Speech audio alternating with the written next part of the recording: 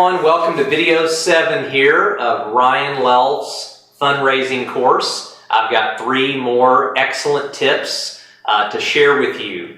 The first one is the importance of having a deadline for people to understand when you need the money and how soon you need it. So I think it's very important that once you decide if you're going to go to an alternative clinic, or if you're even taking a conventional route, maybe when does your treatment start? When would your out-of-pocket cost be due? Or when is your deposit due for the alternative clinic? Just walk in faith. Let's just say, for example, you got diagnosed in October, and just for practical example, you decided you were going to go to an alternative clinic, you got everything arranged, and you were to fly out on Sunday, November the 3rd, and you were going to be arriving on Monday, November the 4th. And let's just say at this time it's, October 20th. Well, what you want to do then is you want to be very specific in giving people a deadline. Hey, I need $27,438. Currently, we're at $9,122. This is the amount we have left. We've got, 14 days left or 7 days left. And you want to give people a deadline. It's just human psychology. It's just the way it works. Give people a deadline for anything and everything as you ask for money.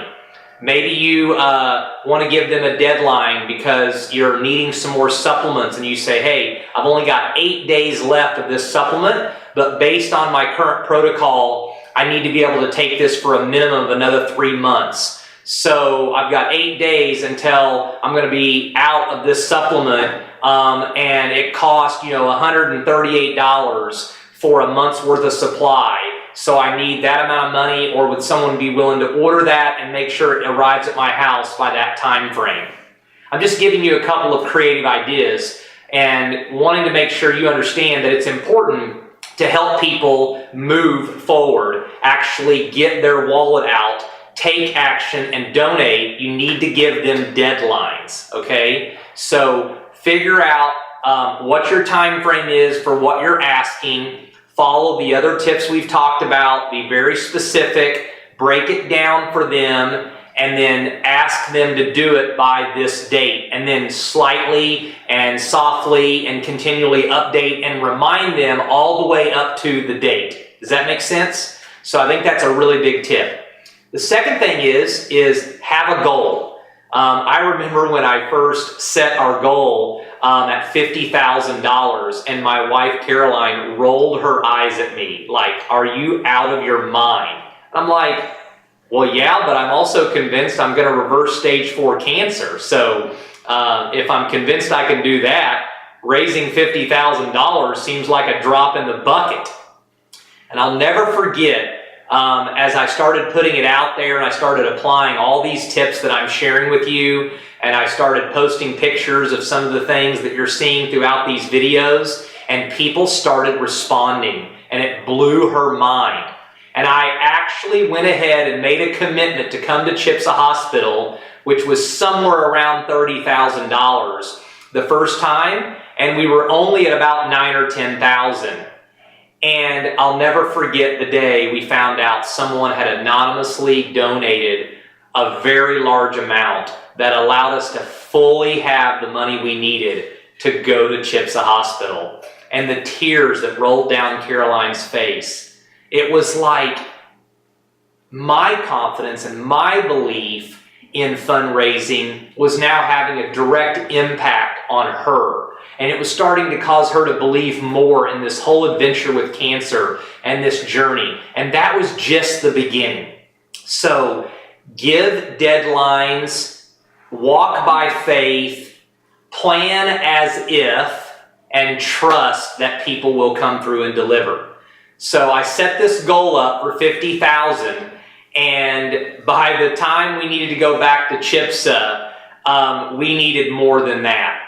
I had gotten really, really bad, and we needed, in my 3rd month now, late December, we decided it was imperative that I went back to Chipsa and get 24/7 care, and we needed to go within less than a week. And I needed to raise $25,000 in 72 hours. And I got this idea in applying a lot of these tips that I've been sharing, okay? And I put together this really cool email, text message, and Facebook post and asked 250 people if they would commit to donating $100 each. And that was how we were going to get to this $25,000.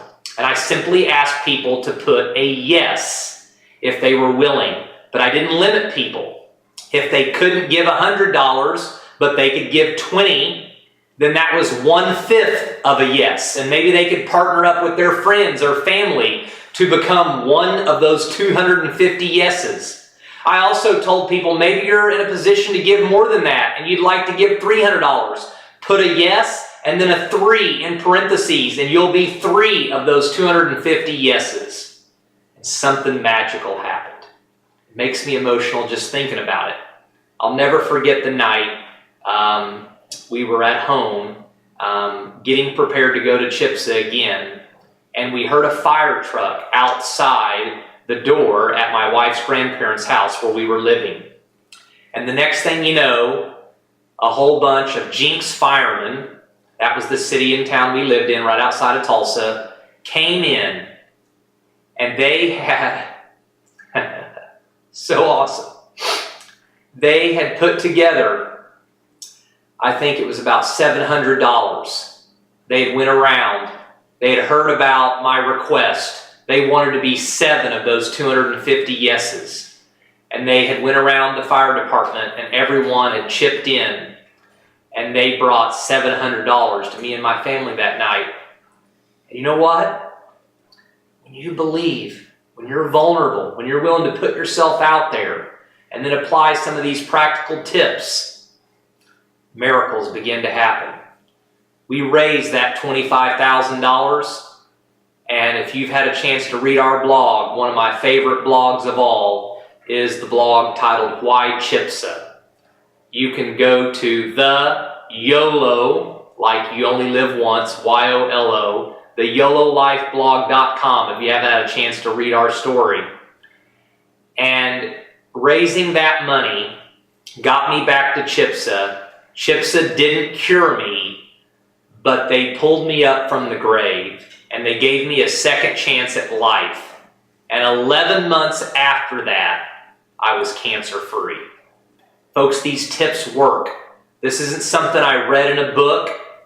These aren't things I learned at some training course. I'm teaching you from personal experience. I'm simply sharing with you my thought process of things that I didn't even know before I got cancer. Some of these things I just tried and they worked. Some things I tried and they didn't work. But a lot of people have been asking me, Ryan, would you please articulate and put together these tips, some type of a training course, and help those who need to raise money, who may not know how to think of it in terms like I'm sharing with you. So I'm hoping that you're finding this very beneficial. The third tip on this video is some people aren't in a position to donate money, or maybe don't feel comfortable, or just don't want to.